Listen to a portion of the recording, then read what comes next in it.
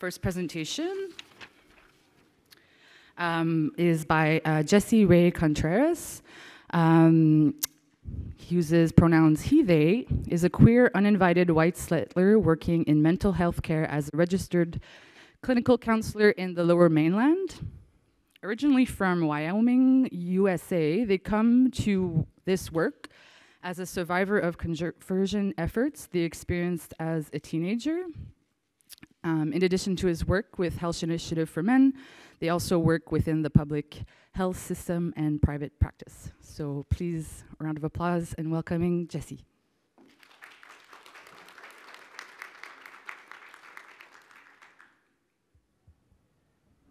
One more time. Okay, there we go.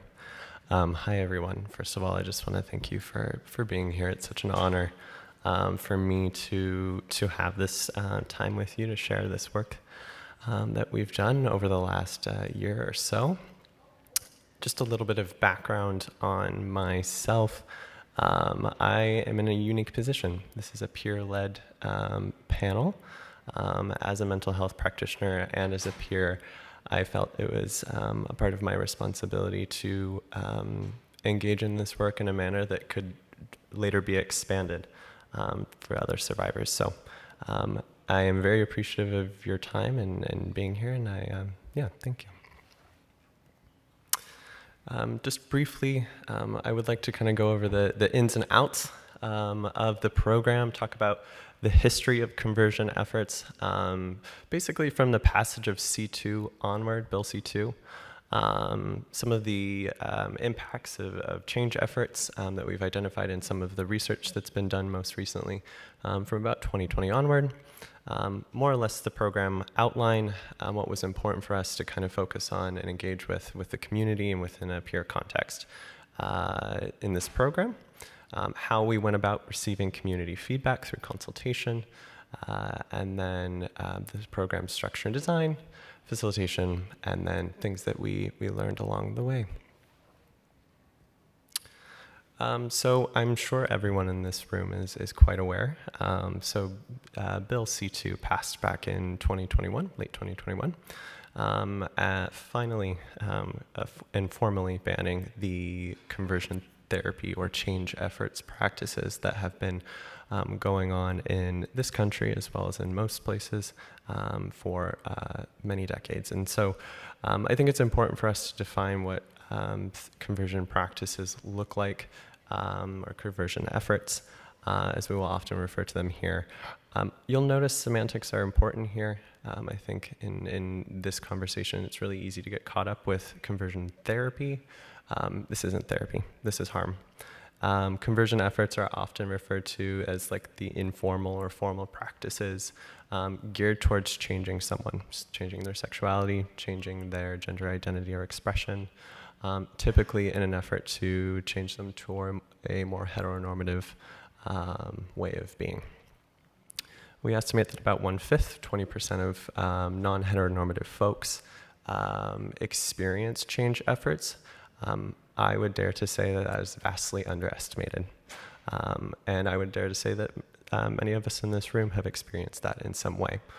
Whether or not we would classify that or not, due to the way that we've maybe conceptualized these efforts, also outlines part of our work through this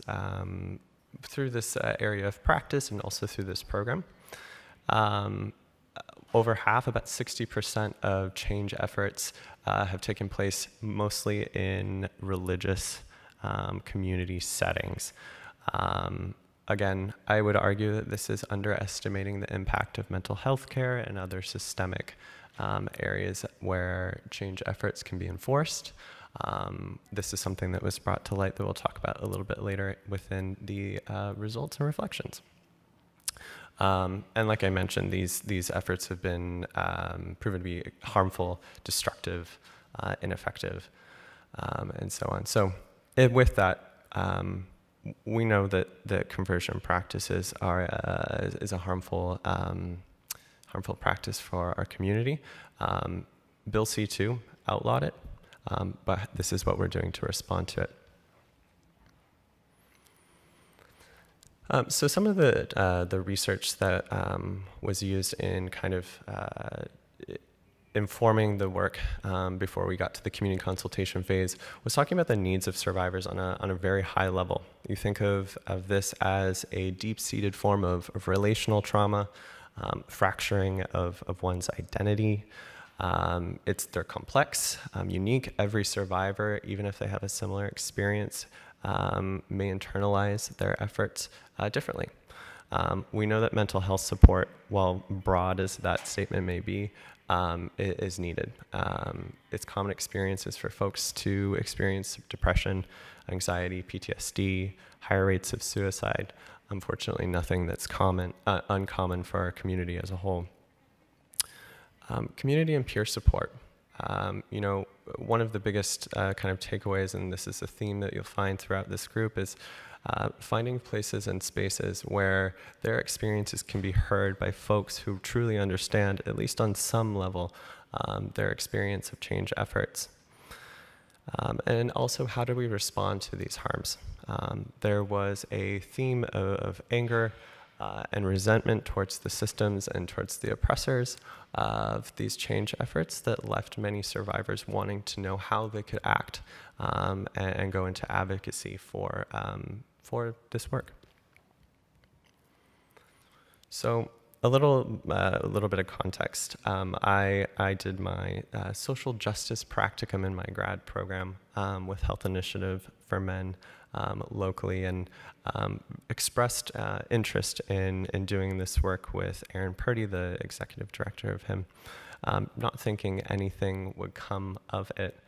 And a year and a half later, luck would have it, that I was approached to put this program together in a manner that would be expansive, enable future peers to take this program onward, and reach communities in which we simply just don't have the resources to do. So with that, I was approached to create an 8-week peer-led program informed by research and community input, as well as my own lived experience in some ways. Our goal here was to increase community connection, build resilience, and then, of course, improve mental health where we could. In that, of course, facilitating a discussion both at the pre, mid, and post portions of the group to really garner what was effective and where we could do better. We wanted to get a gauge for some of the mental health concerns specific to survivors around substance use, self-harm, suicide, and how they felt about themselves and their communities. And ultimately, the goal here, like I said, was a peer pathway that allowed participants to continue through facilitating the program. And so the idea here along the way was a continued program of training and development where a previous participant could essentially take the baton and take it to their own community. With community consultation, this was a tough one. I'm not going to lie. Trying to find change efforts survivors across the province is no easy feat. For those of you that were in the previous session, the conversation on bots is very real, and was something that definitely impacted this work in several ways. But the biggest form of community consultation did come through surveys promoted through social media, through channels that are well established within HIM, community contacts, particularly in the interior of BC, what we might call is the Bible Belt of BC, where we know just anecdotally that there are greater degrees of change efforts survivors. I had an opportunity in February of this year to travel to the interior and to meet with survivors and affirming religious leaders one-on-one to see what type of things peers would be looking for within this program. It was an incredibly valuable experience for me. It was tough having some really close to home conversations. In total, we spoke to about 40 folks across all three kind of points of contact. The biggest things that folks identified as being important to their healing and to this program was having a space to talk about religious and spiritual practices. And I know that it might be easy to assume that that means, just based on their experience, that religion or spirituality didn't have space in these folks' lives, but it was quite the contrary. Finding connection to family and culture, again, especially because so many families were perpetuators of these harms. And then finding meaning as a survivor and how to move forward with some of those traumatic experiences they experienced as change efforts survivors. Across the board, we were able to kind of identify 8 different areas which informed many of our sessions as we went through this first group. So I won't bore you by going through each one, but you can kind of see generally across the board there were many themes of ways that the change efforts the way that change efforts impacted their lives.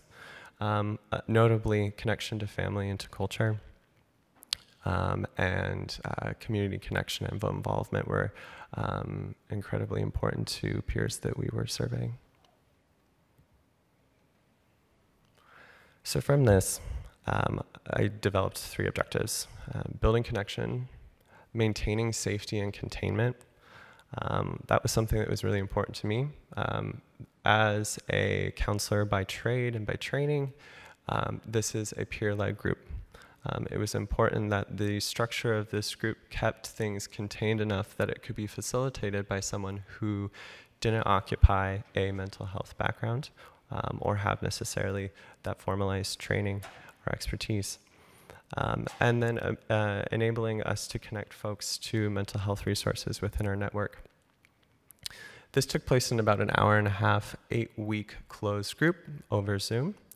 And we talked through discussion topics. We did some self-exploration activities, really focusing on the inward experience of change efforts, and provided a space for reflection with various aspects modeled after similar peer groups, such as grief groups or substance use groups. These are our 8 sessions in outline. Again, I won't bore you. By far the most powerful would have been 7 and 8 in this session. This was modeled after a life review group, which is typically done in elderly care settings. It is a structured journal activity where folks got an opportunity to respond to different prompts about their experience in a really tempered but also really expansive way, and for them to share those stories with their peers of the group. We were able to reach 6 peers across BC, half of those being in the Lower Mainland, 2 in the interior and 1 on the island. And this group ran over the summer from June 28th to August 15th. So in our kind of reflections of this, I put this quote from our anonymous survey. It really highlights the benefit of common humanity that comes from these types of peer-led support groups. One participant saying, "It allowed me to reflect on my personal experience and made me feel connected to others through that experience. I often draw away from others when this topic comes up, but for the first time, I felt comfortable talking to strangers about my past." Something I was really proud of is 50% of this group identified as trans, and highlighted the need for further expansion from a health literacy standpoint as to what change efforts even are. Back to my previous comment around religious experiences representing about 60% of folks' change efforts, I think that vastly underestimates the healthcare setting and other settings that trans folks often face as a part of their change efforts. Like I said, common humanity being key, and participants shared feedback to include more change efforts experience outside of religious settings, like I've said. Some other feedback that was provided and some sense of direction of where we might go after this is some in-person groups, something that we're working on to offer here in the Lower Mainland initially in the new year. Peer facilitation and expansion. We've had some brief interest from our first kind of cohort, if you will, interest in being future facilitators. So it'll be interesting to continue to bring that to more communities. And again, further development of programming and figuring out what it is that survivors of conversion efforts need from us. So, thank you.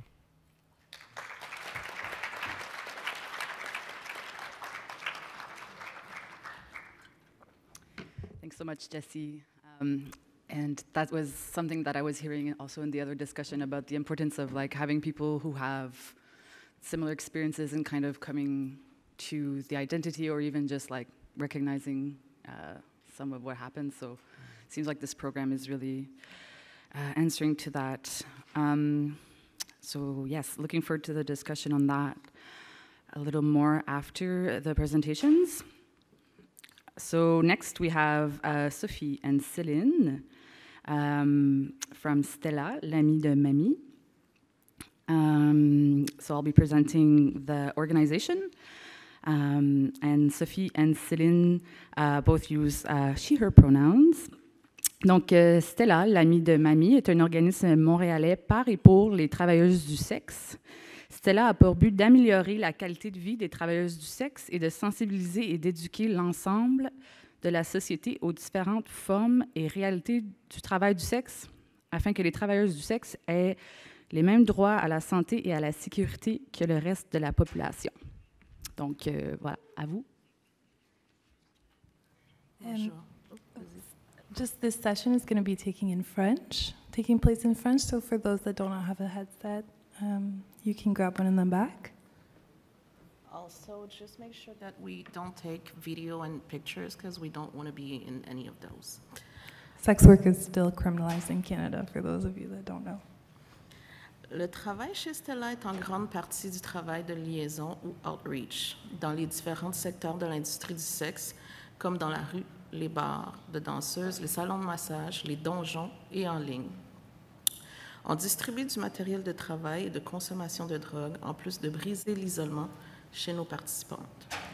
Nous avons aussi un local pour accueillir les travailleuses du sexe, une ligne d'écoute pour des questions, références, supports, et on facilite des appels 3 lignes pour les femmes incarcérées et des ateliers en prévention d'ITSS directement en prison. Nous offrons une clinique médicale en plus de formation auprès de différentes universités, organismes et institutions dans les services sociaux et de santé afin qu'ils puissent mieux accueillir les TDS. On produit aussi énormément de publications écrites par et pour les membres de notre communauté sur les lois entourant le travail du sexe, la consommation de drogue et le travail et les interactions avec la police, par exemple. Finalement, on fait beaucoup de défense de droits pour militer pour la reconnaissance des droits humains des travailleuses du sexe. Oui, tout ce travail est exécuté par des pairs. On fait tout simplement s'appeler des intervenantes. This is so fancy. Okay. Notre organisme est un par et pour. Donc, on fait partie d'une longue lignée de communautés qui luttent pour nos droits et fournissent des services directement aux membres de notre communauté. Dans le cadre de cette lutte, comme les personnes vivant avec le VIH qui ont établi les Denver Principles ou le JIPA-MIPA back in the day dans les années 90, donc des principes sur lesquels on se base encore aujourd'hui pour les programmes par et pour. Nous faisons également partie de différents mouvements qui utilisent le langage des pairs et qui embauchent des pairs, comme les mouvements de réduction des risques ou de réduction des méfaits et les mouvements de prévention du VIH. Les programmes de pairs sont super populaires, surtout maintenant au sein du secteur communautaire, ainsi que dans les contextes plus institutionnels, comme des hôpitaux, par exemple, avec une reconnaissance financière importante de la part d'entités gouvernementales, de plus en plus. Il y a cependant une énorme différence entre les programmes de pairs et les organismes gérés par et pour les communautés, notamment en ce qui concerne la manière dont les personnes qui ont un vécu sont centrées dans l'organisation, la manière dont l'expertise est utilisée, la manière dont les décisions pour l'organisme sont prises et l'objectif global du transfert et de la redistribution du pouvoir vers les communautés marginalisées. Si ces objectifs ne sont pas pris en compte, cela signifie souvent que les programmes de pairs et les organisations qui emploient des pairs ne font que tokeniser les membres de la communauté et maintiennent l'exclusion. Tokenize doesn't really have a good French translation. L'existence d'un programme de pairs est un élément important dans le milieu communautaire, mais il ne peut en aucun cas être comparé à un organisme par et pour. Lorsqu'une communauté se réunit pour créer un organisme, ça nous permet de prendre le pouvoir et de monter un organisme qui répond spécifiquement aux besoins des membres de notre communauté. Car veut pas, on connaît les réalités des personnes qu'on sert et on travaille en collaboration approfondie avec ses membres pour apporter des changements individuels et collectifs. À Stella, puisqu'on est un par et pour, tous les membres de l'organisation, que ce soit les membres du conseil d'administration, le personnel, la direction, les bénévoles, sont en grande majorité les travailleuses du sexe, donc des gens qui ont travaillé par le passé ou qui travaillent présentement dans l'industrie du sexe. Ce qui fait que nous sommes en mesure de créer un sentiment de communauté et d'égalité qui n'est pas reflété dans la société en général. Cela contribue à l'empowerment des membres de notre communauté. De plus, en tant qu'une communauté super marginalisée, il y a beaucoup de personnes qui aiment parler pour les travailleuses du sexe ou au nom des travailleuses du sexe, comme les policiers et les politiciens, et d'autres personnes qui n'ont jamais fait le travail du sexe avant. Donc, pour nous, c'est super important de centrer les voix des travailleuses du sexe au milieu de tout le travail qu'on fait. Les programmes de pairs, donc qui ne sont pas nécessairement dans des organismes par et pour, risquent d'être limités. Par exemple, les décisions sont souvent prises par la direction de l'organisme, donc souvent c'est quelqu'un qui n'est pas membre de la communauté, et la voix des pairs est souvent pas entendue ou considérée comme étant pertinente. Les pairs sont souvent considérés comme encore un token ou un avantage pour améliorer l'image d'un organisme ou avoir accès à un financement qu'il n'aurait pas obtenu autrement.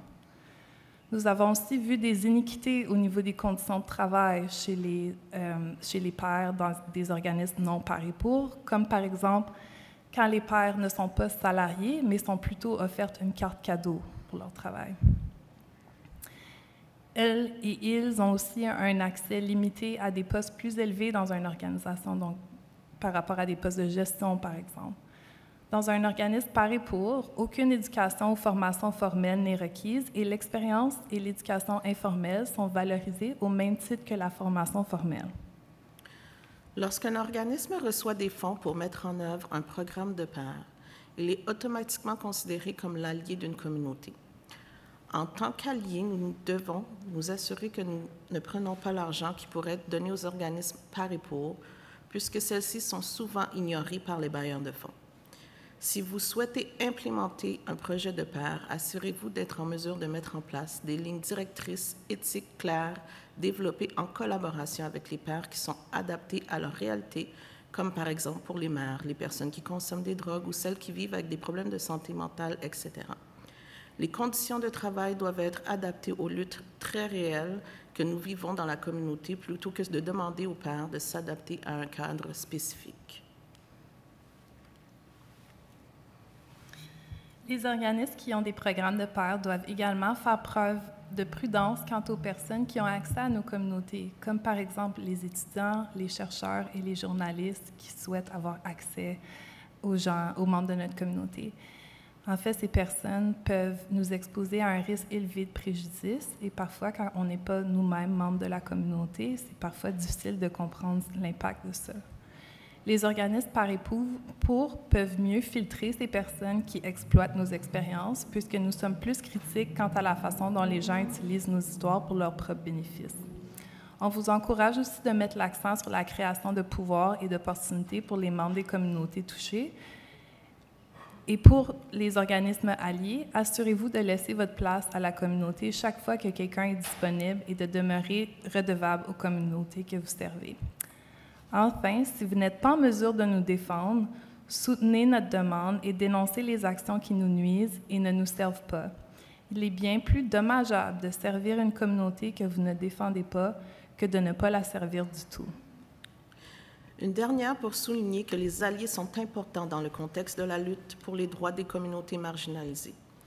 Donc, si vous souhaitez obtenir davantage de conseils sur la manière d'être un meilleur allié et de créer un meilleur programme de pair dans votre organisation, vous pouvez consulter notre publication publiée sur notre site web chez Stella.org ou venir nous parler. On est disponible pour vous cette semaine. Merci.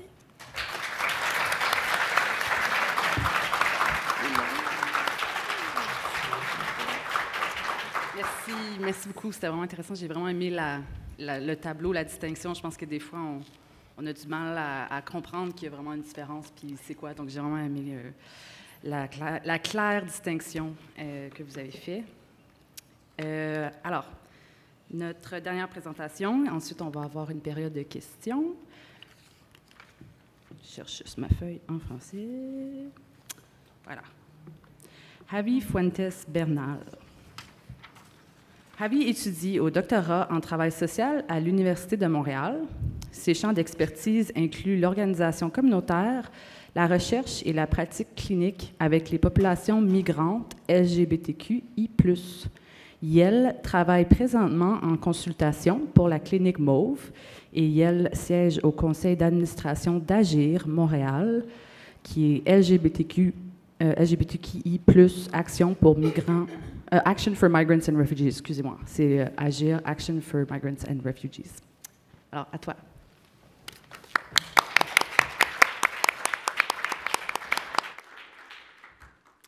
Bonjour tout le monde. Alors, est-ce que ça va la voix? Oui, vous m'entendez bien? OK. Merci. Je suis vraiment content d'être ici, de voir aussi certains visages connus. Alors aujourd'hui, je vais parler d'expérience d'usagers usagères trans et non-binaires migrantes au sein de la clinique Mauve. Et pour ça, j'ai abordé une recherche qui a été menée au sein de la clinique Mauve, une clinique que je vais vous présenter dans les prochaines diapositives, et qui s'est focalisée sur la violence. Mais en fait, cette présentation va être focalisée surtout sur la violence post-migratoire, la transphobie sociale et internalisée et l'impact sur la santé mentale des personnes trans et non-binaires migrantes. Et aussi, je vais parler des bonnes pratiques d'intervention, notamment de l'intervention par les pairs et de l'intervention transaffirmative systémique. Un peu sur la clinique Mauve. La clinique Mauve, c'est la première clinique spécialisée au Québec qui dessert des personnes LGBTQ+ migrantes. Elle a été fondée en 2019 comme projet pilote dans le milieu institutionnel et en ce moment fait partie de l'Université de Montréal. Et en fait, la clinique Mauve, c'est une clinique qui offre des services médicaux, psychosociaux, de santé mentale et de santé sexuelle auprès des personnes LGBTQ+ migrantes. Mais elle mène aussi des recherches, surtout des recherches évaluatives sur les services pour l'amélioration des pratiques auprès de cette population. Elle travaille en étroite collaboration avec les milieux de la santé institutionnelle, notamment les centres Sherpa et certains CLC situés à Montréal, et en étroite collaboration avec Agir Montréal, qui est un organisme qui travaille de manière aussi par et pour les personnes LGBTQ+ migrantes. Pourquoi la clinique Mauve? Alors, les personnes LGBTQ+ migrantes sont souvent contraintes de quitter leur pays d'origine en raison de violences hétéronormatives, cisnormatives ou encore en raison d'autres violences politiques. Et bien que le Canada, dans l'imaginaire international, est un territoire d'accueil et de protection des droits des personnes migrantes LGBTQ+, il y a très peu de services qui sont spécialisés pour desservir cette population. Cette population vit de nombreux défis, notamment on parle de la régularisation du statut migratoire, on parle de la recherche d'un emploi et l'hébergement, et aussi présente est à l'intersection de plusieurs identités minoritaires, ce qui fait en sorte qu'il y a un très croissant de discrimination. Alors, on parle de l'homophobie, de la transphobie, du racisme, de la xénophobie, en plus des barrières structurelles dans l'accès et l'utilisation des services de santé qui affectent davantage les personnes transmigrantes.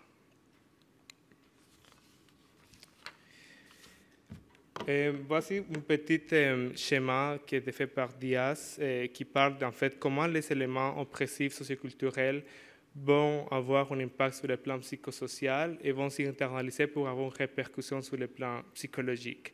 Alors, des éléments socioculturels comme la transphobie, le racisme, la xénophobie, la discrimination au travail, la discrimination au sein de la famille, vont avoir un impact sur le manque d'estime de soi, sur l'isolement, la honte internalisée, la difficulté à faire confiance aux autres et s'associer à d'autres personnes trans, par exemple, ou des organismes trans. Et finalement, va avoir un impact sur le plan psychologique avec des taux plus élevés d'anxiété, dépression, décision suicidaire, etc. Je vais juste prendre de l'eau.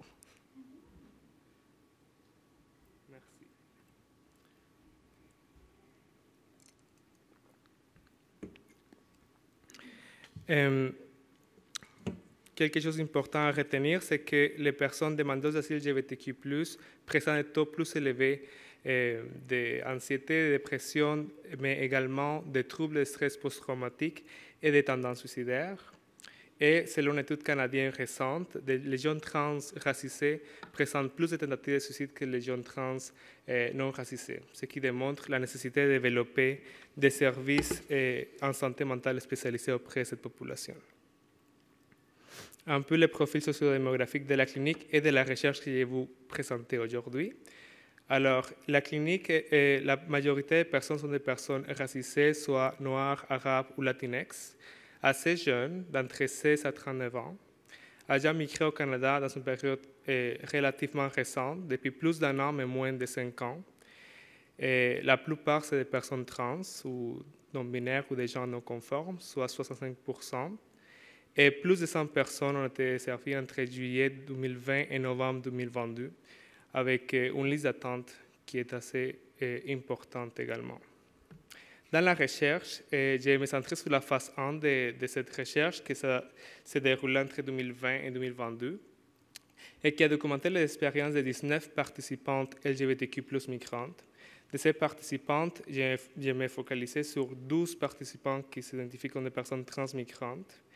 Et donc, dans tout, je vais vous montrer les verbatim de 4 participantes qui sont assez parlantes de leur expérience. En fait, de cette complexité dans des parcours post-migratoires, de discrimination et de trauma, qui est souvent aussi négligée dans la littérature. Quand on parle des personnes LGBTQ+ migrantes, souvent ces expériences-là de traumatisme ou de violence vont être souvent centrées sur les parcours pré-migratoires, péri-migratoires, mais pas dans les parcours, dans les territoires d'accueil. Et donc, c'est aussi une manière de challenger la narrative du Canada comme pays sécuritaire pour les personnes transmigrantes. Trigger warning, ça va parler de suicide, ça va parler également de kidnapping. Et donc, si vous avez besoin de sortir de la salle, n'hésitez vraiment pas. Alors, un des participants rapporte: oui, j'ai subi une agression avec la police au métro, ça passait tous les journaux. Je ne me sentais pas mentalement très bien. J'ai subi beaucoup de choses au Canada. La police qui m'a agressé. Il y a une madame aussi qui a essayé de me jeter dans les rails du métro, il y a moins de ça. Donc moi, j'ai hâte de quitter le Canada pour changer ma mentalité de vie. Parce que je ne suis pas venu au Canada pour me faire tuer. À cause de la COVID-19, je ne peux pas sortir, je n'ai pas mon passeport et je n'ai aucun document pour sortir du Canada. Ça parle à quel point sont des violences extrêmes qui vivent plusieurs de nos participantes. Je cherchais des hormones, mais il ne m'a pas compris. Il s'est retourné et s'est éloigné. Il m'a laissé me laisser là sans rien pour me dire. Pour moi, c'était comme il m'a ignoré. Et ce que j'ai fait, c'est de me retirer de là. Je suis rentré à la maison avec cette honte. Je suis revenu, mais à la semaine. J'ai interrompu mon processus hormonal pendant 1 semaine. Alors, on peut voir ici un peu ce qu'on a parlé tantôt, comment cette discrimination s'est internalisée et s'entraîne un processus de honte. Et donc, ça va avoir un impact pas seulement sur la santé mentale, mais aussi sur la santé physique des personnes, même sur le processus d'affirmation de genre, où cette personne, par exemple, a arrêté le processus pendant 1 semaine. Alors, cette personne, ce chauffeur de taxi, je lui ai dit, emmène-moi cette adresse, c'était comme à 5 minutes en voiture de là. Et cette personne sort de l'endroit, m'enlève de l'endroit, m'amenant environ 35 kilomètres à l'extérieur de Montréal, et me laissant perdu là-bas. Cette participante, elle a vécu un kidnapping et un viol. Et plus tard dans l'entrevue, elle rapporte « Ça m'a donné envie, disons, de sauter par la fenêtre de mon immeuble ». Donc on peut voir à quel point aussi des personnes transmigrantes ne sont pas nécessairement en sécurité lorsqu'ils arrivent dans le territoire et peuvent vivre des violences qui sont extrêmes et qui vont en fait avoir une répercussion directe sur la santé mentale. Cette participante, par exemple, parle de comment cet épisode précisément l'a enclenché un épisode de crise suicidaire. Plus centré sur le système de soins, cet homme trans nous rapporte « Ils ont tendance à être un peu agressifs envers nous quand ils le savent que tu es trans. Tout leur comportement change. Je suis allé aux urgences, j'avais mal. J'avais récemment subi une hystérectomie du mois de cela et j'avais mal et c'est très probablement une infection urinaire. Donc je vais et j'attends. Et puis ce médecin ouvre la porte et il ne dit pas « Salut, comment vas-tu » ou « C'est quoi le problème ?» Il dit « Pourquoi tu prends de la testostérone ?» C'était la première question et j'ai dit « Je suis un homme trans. » Immédiatement, j'ai pu voir la haine, tu sais. C'était vraiment traumatisant parce que toute la conversation était « ton vaginite ». Et je me disais « Je n'ai pas de vaginite, j'ai une infection urinaire ». Et comme tous les débats allaient et venaient comme ça, comme il n'a même pas pris la peine de commencer un test jusqu'à ce que je commence à crier littéralement. Et je me dis « C'est le corps, je sais ce que c'est. J'ai besoin que tu fasses un test d'urine. Et c'est par ça que tu es censé commencer, je n'ai pas besoin de te le dire. » Il est allé jusqu'à faire un test d'urine, un test sanguin, un scanner, pour me dire à la fin, il n'y a rien. Et quand j'ai envoyé les résultats à notre médecin, il m'a immédiatement dit, c'est une infection urinaire. De plus, j'ai dû attendre 8 heures là-bas. Alors, on peut voir comment les participants ont un problème important dans l'accès à l'utilisation des soins, notamment dans les services d'urgence. Plusieurs participantes dans cette recherche ont rapporté qu'elle devait être dans une douleur très forte ou dans une situation très inconfortable pour pouvoir se rendre aux urgences, parce que les liens de confiance avec les services médicaux, les services surtout institutionnels, est de quelque manière brisé. Et donc, on peut voir comment ce participant rapporte que cette expérience est en soi traumatisante pour lui. Alors, pour les bonnes pratiques d'intervention,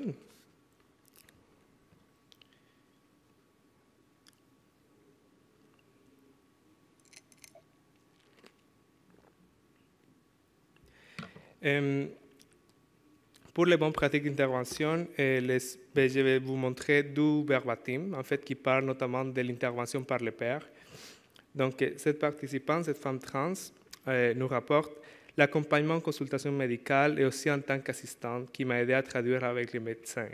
Ils m'ont aussi un peu aidé avec mon avocat du refuge. Alors oui, les pairs navigateurs m'ont un peu aidé, comme dans cette partie aussi, pour trouver un nouvel avocat et m'aider un peu à traduire certaines lettres dont j'avais besoin.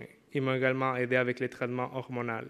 En contactant la clinique actuelle, j'ai un médecin anti-trait qui me donne la dose dont j'ai besoin pour tous les mois et tous les 3 mois, j'ai un bilan pour les études. Pour le niveau d'hormones dont j'ai besoin pour le traitement de la PrEP et des maladies sexuellement transmises. Ils m'ont également aidé dans certains rendez-vous que j'ai eus concernant des problèmes de santé.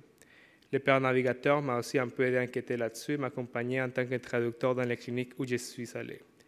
Alors, on peut voir plusieurs dimensions d'un accompagnement plus pratique, si on veut. Il y a l'accompagnement sur le plan médical, de santé sexuelle, d'affirmation de genre, mais également sur le plan juridique. Mais il faut aussi comprendre que cet accompagnement a une dimension affective qui est incontournable et qui est importante à souligner.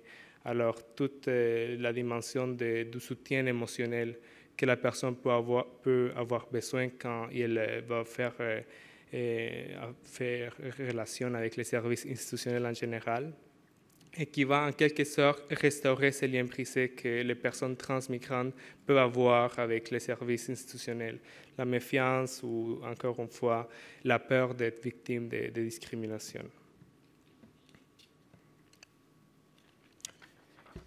Cette autre participante, et avec cette verbatim, je finis, genre vraiment sensible autour de mon genre. Donc, en quelque sorte, de poser des questions sans faire supposition, en particulier sur mon genre. aussi très prudent, vraiment prudent autour de mon statut dans le pays. Donc, encore une fois, sans faire des suppositions quant à savoir si j'étais là en permanence ou non, ou légalement ou non, mais en quelque sorte en donnant la priorité à me faire soigner, et puis aussi, juste en donnant la priorité à me faire soigner, m'assurer que j'étais en quelque sorte senti affirmé dans mon identité. Alors, ça démontre l'importance de suivre les priorités usagers-usagères, aussi la méfiance qu'il y a avec les services institutionnels, notamment quand on parle de personnes qui ont un statut migratoire précaire. Et d'ailleurs, la clinique MOVE, d'une certaine manière, a essayé de pallier à ça en acceptant, en fait, donnant des services à toutes les personnes, peu importe le statut migratoire. Il n'y a pas beaucoup de cliniques, surtout dans les milieux institutionnels, qui acceptent des personnes qui n'ont pas la RAMQ ou qui n'ont pas, en fait, un statut légal dans le pays. Et donc, c'est une manière aussi de faire un peu ces ponts avec des communautés qui ont été historiquement marginalisées et desservies. Non desservies. Et finalement, on va finir avec quelques stratégies d'intervention qui ont ressorti dans les verbatim et qui se mobilisent au sein de la clinique MOVE. Et si j'ai le temps, je vais parler de quelques limites. Alors, premièrement, accompagner la navigation sociale dans un système très complexe de santé et d'immigration à l'aide de l'intervention par les pairs. Faire des interventions transaffirmatives systémiques, c'est-à-dire de travailler pas seulement d'une manière transaffirmative avec la personne dans la salle de consultation, mais également sensibiliser dans la manière du possible les systèmes où la personne se situe, par exemple les écoles de francisation, où ça a été rapporté beaucoup de cas de discrimination des personnes trans et qui sont fréquentés par les personnes migrantes. Et également avec des familles, par exemple, surtout quand on travaille avec des jeunes trans migrantes, de pouvoir intégrer la famille dans la mesure du possible dans les affirmations transaffirmatives. Mais dans le même sens, dans les institutions où nos organismes ou nos cliniques se situent. Par exemple, la clinique MOVE a offert des formations dans les CLC pour changer la manière de collecter l'information, le respect des pronoms et des noms choisis des usagers et usagères. Ça a été un des éléments qui a facilité aussi l'accès et l'utilisation des services des personnes trans migrantes. Travailler, sensibiliser sur la transphobie intériorisée avec une perspective d'humilité culturelle. Cette humilité culturelle dans le sens de situer l'usager et l'usagère comme expert de sa culture et l'intervenant comme un apprenti.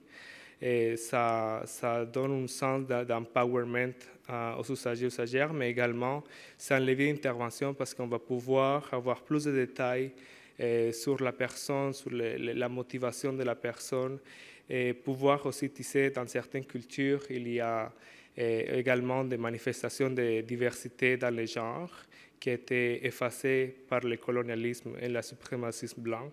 Et donc pouvoir tisser des liens avec cette historicité peuvent également être un levier d'intervention dans les plans cliniques. Connaître l'accès aux services par statut migratoire. Et pour les personnes transmigrantes, il y a certains services qui sont couverts, par exemple pour les chirurgies d'affirmation de genre. Dans certains cas, ça peut être couvert selon les statuts migratoires, mais c'est en général très difficile d'accès. Alors, d'avoir des connaissances avec des organismes partenaires qui travaillent avec des personnes migrantes, c'est vraiment important. Certains services, par exemple, qui sont couverts par des assurances privées, ça a été rapporté par les usagers comme quelque chose d'important.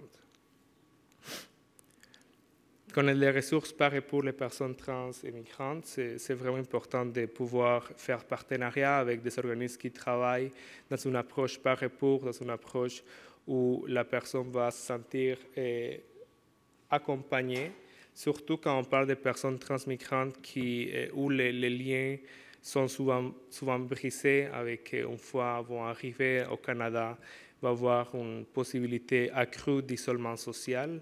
Donc, pouvoir créer ces liens pour que la personne soit plus accompagnée, pour briser l'isolement, ça a été aussi rapporté comme un élément important à explorer. Les focus sur la résilience migratoire et l'euphorie des genres.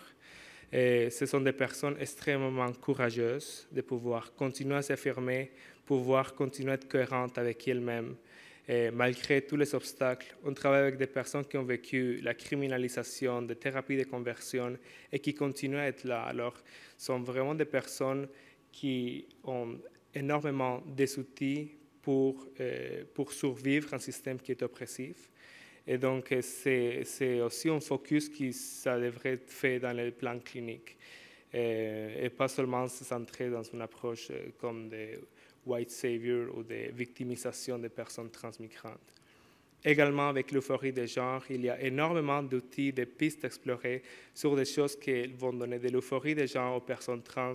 Et souvent, ces discours-là, dans l'intervention, sont centrés sur la dysphorie des genres, sur les choses qui font mal, sur les choses qui sont victimisantes. Alors, de changer cette perspective, ça a été aussi rapporté comme outil. Et la rédaction de l'aide de soutien pour la migration ou pour le service d'affirmation des genres, ça a été aussi rapporté comme une formule gagnante dans les processus d'intervention et de soutien auprès des personnes transmigrantes. Il me reste combien de temps? Bon, c'est bien. Alors, quelques limites que je peux vous partager par rapport à l'intervention, surtout l'intervention par les pairs qu'on a pu constater, comme vous l'avez aussi nommé. Ce sont des types d'interventions qui doivent être bien accompagnés pour pouvoir être réussies dans les environnements, surtout institutionnels, cliniques. Il y a un grand risque de tokenisation des personnes pairs intervenantes. Et donc, la manière comme ça a été fait à la clinique MOVE, c'était par exemple de faire une reconnaissance du salaire déjà, que ce soit équitable pour les personnes qui travaillent comme pairs intervenants, que ce soit reconnu comme des professionnels de la santé à part entière. Et une intégration qui se fait dans la mesure du possible d'une manière accompagnée, c'est-à-dire que les pairs intervenants ne vont pas être seuls, on ne va pas engager juste un pair intervenant, mais ça va se faire en duo pour qu'il y ait aussi de l'entraide qui se fait. Et la supervision, de le faire pas comme supervision clinique, mais comme une manière plus de check-in, parce que ce sont des personnes qui ont toute une expertise et qui souvent vont faire apprendre à l'équipe clinique. Alors, c'est une manière aussi pour réduire la hiérarchisation dans l'espace clinique. Mais également, il y a des limites qui sont importantes, et notamment les risques d'épuisement des pairs intervenantes. C'est assez fort, parce que ce sont des personnes qui doivent naviguer toute une série d'obstacles de manière personnelle et en plus sur le plan professionnel. Donc ça, c'est aussi un élément qui représente un défi dans les structures de soins cliniques. Des fois, il y a un manque de clarté des rôles également, de c'est quoi les limites que les pairs intervenants peuvent faire, notamment quand ce sont des personnes qui sont dans la communauté, va être plus facile de recevoir comme des demandes d'aide de manière informelle, et donc les limites sont plus difficiles à établir. Mais ce qui est important à retenir, c'est quand une personne qui fait partie de la communauté tombe en burn-out, ce n'est pas seulement un burn-out professionnel, mais c'est aussi un burn-out social.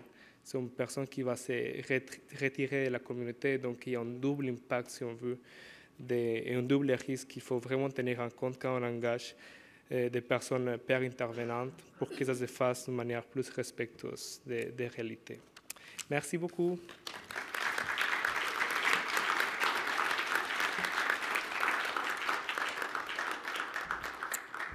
Merci beaucoup pour la générosité de ta présentation. Puis ça fait écho à d'autres exemples d'homonationalisme que j'ai entendu aujourd'hui. Donc, l'idée que le Canada et c'est ça, j'ai vu ça beaucoup dans ce que tes participants et participantes ont généreusement aussi partagé. Alors, on a 15 minutes pour des questions. We have 15 minutes for questions, so take your time in thinking about some questions. We have one microphone here. And yeah, we have already a question. Awesome. And okay, you can ask your question in English. Okay, good. My French is pretty good, but I don't want to embarrass myself in front of this room in particular. My question is for Céline and Sophie. You presented a very interesting framework that showed kind of a comparison between a peer program and a by us, for us program. I was curious if you took that from an existing framework and or some data, or did it come from your own communities? And then my second question is, would you consider sharing a framework for people to make that change? Because I do find that peer programs can be tokenizing and can be very stressful because they are not formed from the peer's lived experience, from the person with the lived experience's experience. So I guess those were my questions. Thank you for your question, and I'm sure your French is fabulous. We can practice later. That's a great question. When we were putting together this presentation, it was like a lot of peer-led content where we're sitting around the table and we're having a coffee and we're chatting about what we want to talk about and our experiences and what we've observed in other organizations, as we've mentioned. Like the example that I give about the gift card is something that we see a lot in the community. Other organizations that have peer programs have different washrooms for peers that we've noticed in Montreal. They don't have office or desk space available for them. They obviously don't get the same health benefits or vacation as like staff do. So these are all things that we've observed. So to put it simply, we just like wrote it up according to our knowledge. Okay. That's fantastic. Thank you. But yeah, I think it would be really cool to, it would also be really cool to talk about it with other Buy in 4 organizations and people who maybe have gone through peer programs that have been successful, because they do exist. Huh? I just want to say we're not shitting on all like non-Buy in 4 organizations. But just to be mindful about meaningfully integrating peers into your organization. It sometimes takes a lot more work, a lot more time, a lot more resources that not everyone is willing to give. Funders aren't really willing to give the money for that time and energy as well. So yeah, so maybe we can chat about maybe exchanging. I would love to, because I think one of the things that I actually have learned at this summit over the years has been meaningful engagement with peers. Yeah. And often by people who identify as peers, giving that learning and sharing that teaching about the inequities they experience as employees. And I think what we've discovered at my organization, which is a By Us For Us organization, that doesn't represent every single person. Sure. So we have peer roles that are much more specific for sex work and substance use. And what we've discovered is that nothing bad happens if you let them create it from the ground up. Like nothing bad, nothing scary happens if they actually are allowed to just build the program in the way that reflects their needs. And so if there's any other non-profiteers in the room, you know, don't be afraid to just let it happen, because it does seem to work. And I would love to talk about creating a framework to help move the needle on these peer programs, because I've seen the same types of issues. Thank you so much. Thank you. Thank you.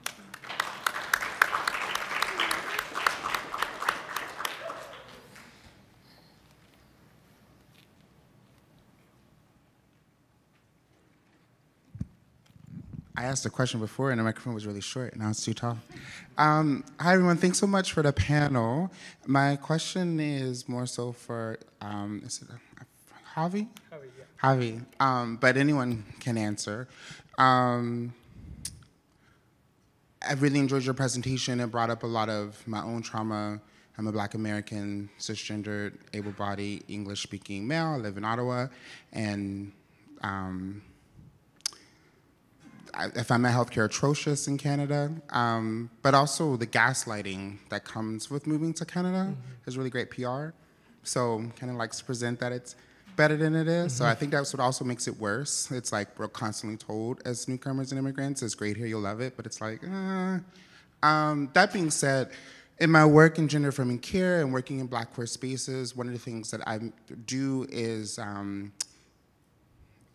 to do as much I can to help my clients and my babies learn how to take care of themselves in terms of being able to self-advocate, going through scripts. When you go to the doctor, when you go to these settings, there's going to be transphobia, anti-Black racism. How do you address it in the immediate? And so I really appreciated your intervention strategies that you shared from the clinic. So I was also just curious in terms of what ways you help your clients self-advocate for themselves as well. Yeah, thank you for your question and your reflection and sharing parts of your life. Yeah, I feel like, first of all, it's important to be ungrateful migrants. Like, there is a lot of things to be critical about Canada, and I think it's still like a place of might, like for a lot of like, yeah, there is a lot of propaganda around the world about being in Canada like an LGBTQ plus safe haven, but it is not. So I think for your question, it's like finding, like creating, empowering. I feel it, and that's why it's important the peer-led like programs, peer-led interventions programs, is that when you see someone who with whom you share parts of your identity being there supporting you, it creates already like a space where you feel more comfortable to reveal yourself and to like having also like models that you can get some kind of references. I feel like that's central in creating the empowerment, so people can self-advocate better. So sometimes, for example, having this accompagnement, like going to visit the doctor with the peer counselor, it sometimes it's necessary at the beginning, but then when the person has already like a bridge with the institutional service or with the doctor in particular, like through the example, through seeing how the peer intervention or counselor intervene with the doctor, it helps to the person to how they can self-advocate later. But I feel like also like creating bridges to community organizations that do an amazing advocacy work. It's for us like the most important. And we already like working with Agir, for example, like most of our users come from Agir, and they have like already this kind of more social network, social support, like that can enhance the sense of empowering. So that's what's in the top of my head. I don't know if it answered your question. Yeah, thank you. Thank you.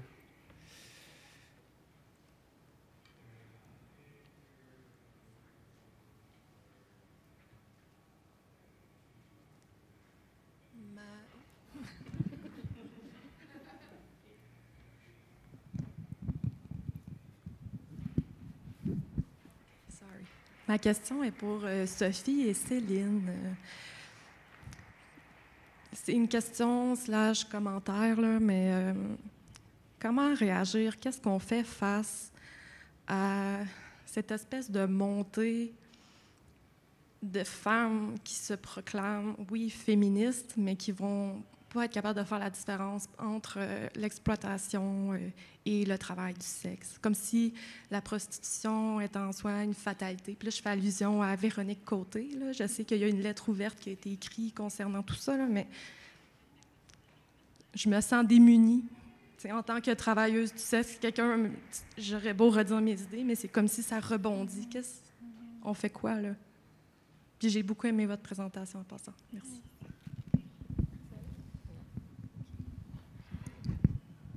Bonne question. C'est difficile à répondre. C'est difficile à ne pas perdre le momentum puis pas perdre l'énergie. Comme Javi a mentionné, le burn-out dans notre communauté, c'est vrai, là. Et puis surtout, quand on existe dans le monde en tant que travailleuse du sexe, la société nous aime pas particulièrement. Je pense qu'ici, on a quand même un espace particulier où est-ce qu'on sent qu'on est quand même bienvenu, qui est comme magnifique, qu'on apprécie vraiment. Mais c'est pas la norme.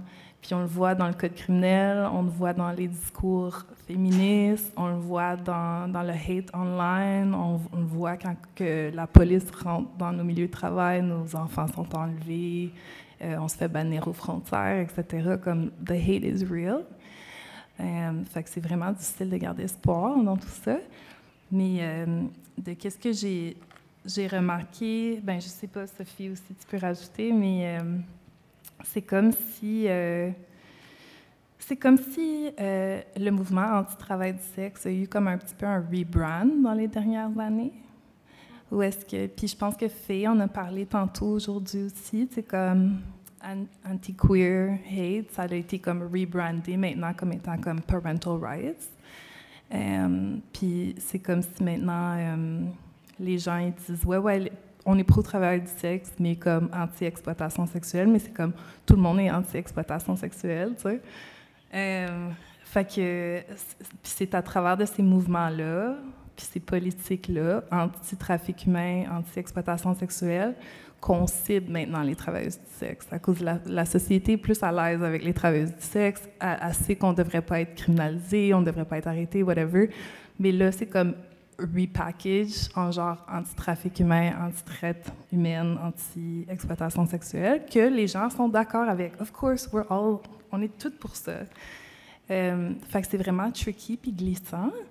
Mais, tu sais, tu as mentionné que tu es membre de la communauté. Moi, nous autres, notre approche, c'est toujours de centrer les voix des personnes impliquées avant tout, puis pas les politiciens, les chercheurs, les policiers, puis tout le restant du monde qui veulent parler à notre nom. Donc, c'est d'accord toujours écouter les membres de la communauté, first and foremost. Puis de mettre sur silence toutes les filles sur TikTok qui sont comme tu travailles du sexe, juste comme silence them. Ou tu sais, tu as l'énergie de les caller out, mais on comprend aussi que c'est super difficile, tu sais. Fait que c'est pour ça, chez nous, chez Stella, c'est aussi, en tant qu'un organisme par les pairs, ça nous permet d'avoir une voix collective contre le hate. Donc, je suis pas obligée d'être comme moi, Céline, je suis en tabarnak. Non, on peut dire, nous, les travailleuses du sexe à Montréal, on est tannés de se faire dire qu'on est dégueulasse, qu'on n'est pas, whatever. Fait que c'est pour ça que je vous invite aussi à trouver une communauté avec laquelle vous pouvez vous mobiliser entre vous pour répondre à ces trucs-là. Ça répond-tu, oui? OK. On aurait peut-être le temps pour une petite vite, là, Félix. Puis je veux juste dire que je suis vraiment contente d'être à Montréal puis d'entendre le mot tabarnak. Pas à Montréal, je suis à Vancouver puis j'entends le... Yeah.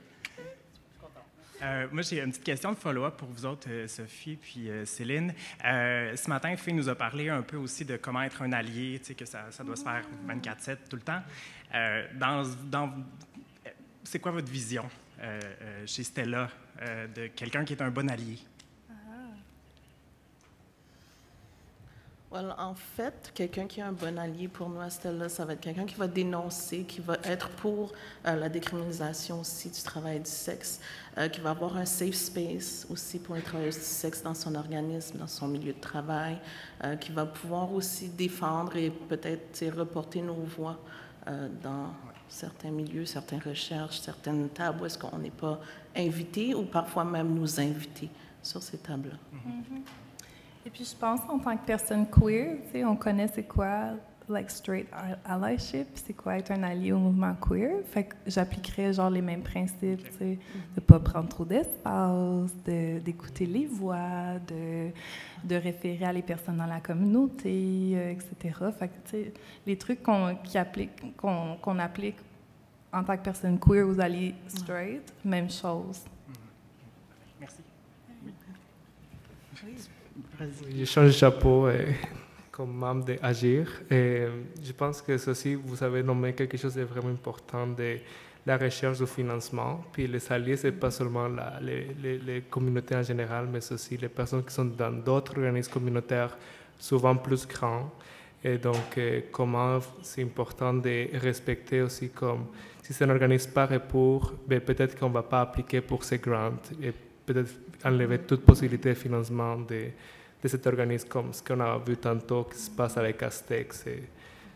Ça fait aussi en partie comme de voir de rééquilibrer un peu en quelque sorte le mode de financement qui nous met en compétition entre les organismes communautaires et c'est quelque chose qui est en lien avec le capitalisme et tout ça. Alors, ouais, c'est vraiment important d'avoir cette conscience, si on est un acteur, actrice communautaire, de respecter ces espaces de bailleurs de fonds pour ne pas être en compétition comme David contre Goliath. Et je rajouterais aussi de ne pas prendre des fonds qui sont armes for us, comme des fonds anti-exploitation sexuelle, des choses comme ça. Mm.